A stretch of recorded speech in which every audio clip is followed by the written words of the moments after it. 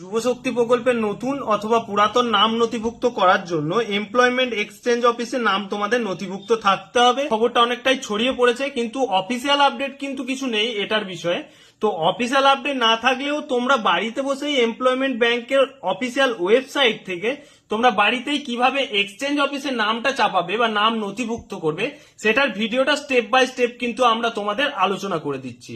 Employment এক্সচেঞ্জে নাম থাকতেই হবে, তবেই যে যুবসাথী প্রকল্পের নাম নথিভুক্ত করতে পারবে। তাদের নাম নথিভুক্ত আছে তাদের এমপ্লয়মেন্ট এক্সচেঞ্জ অফিসে নাম থাকতে হবে, এরকম কিন্তু অফিসিয়াল কোনো নোটিফিকেশন নেই।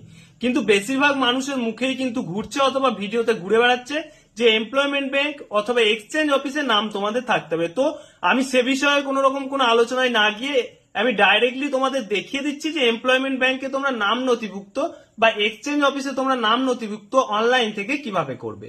প্রথমে তোমরা যে ওয়েবসাইটটা আসবে সেই ওয়েবসাইটটা হচ্ছে এমপ্লয়মেন্ট ব্যাংক wb.gov.in। এই ওয়েবসাইটে আসার পর তোমাদের এরকম একটা ইন্টারফেস দেখতে পাবে। এই ইন্টারফেস দেখার পর এই যে নিচে যুবশ্রী দেখতে পাচ্ছ, এই যুবশ্রী অপশনটায় টাচ করবে। যুবশ্রী অপশনটায় টাচ করলে ডান দিকে একটা দেখতে পাচ্ছ নিউ এনরোলমেন্ট জব সিকার। এই যে নিউ এনরোলমেন্ট জব সিকার অপশনটাই টাচ করবে। এটা টাচ করলে তোমাদের এরকম একটা নতুন পপ আপ খুলে যাবে। টার্ম এন্ড কন্ডিশনটা একবার অবশ্যই সকলে চোখ বুলিয়ে নেবে। একটু নিচের দিকে গেলে এই যে টিকমার্ক দেখতে পাচ্ছ, এই টিকমার্ক অপশনে টাচ করবে।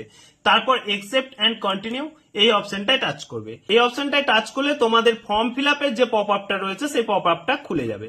এবার ফর্ম ফিল আপটা একটু ভালোভাবে দেখে নাও। এখানে তোমরা তোমাদের নাম নথিভুক্ত করবে, তোমার বাবার নাম নথিভুক্ত করবে। যদি কেউ ফিমেল ক্যান্ডিডেট হয় তাহলে তো অবশ্যই স্বামীর নাম এখানে উল্লেখ করে দেবে। এখান থেকে তোমরা তোমাদের মেল কি ফিমেল সেটা সিলেকশন করে নেবে। তোমরা কাস্ট সিলেকশন করে নেবে এখান থেকে কাস্ট সিলেকশন করার পর এখান থেকে রিলিজিয়ন সিলেকশন করবে।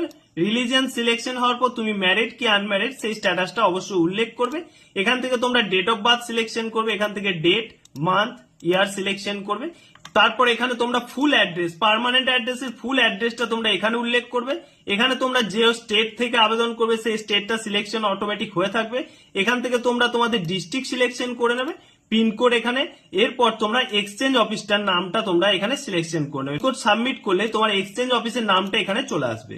ওকে, এরপর তোমরা তোমাদের মোবাইল নাম্বার, মেল আইডি এবং আধার নাম্বার ইনপুট করবে।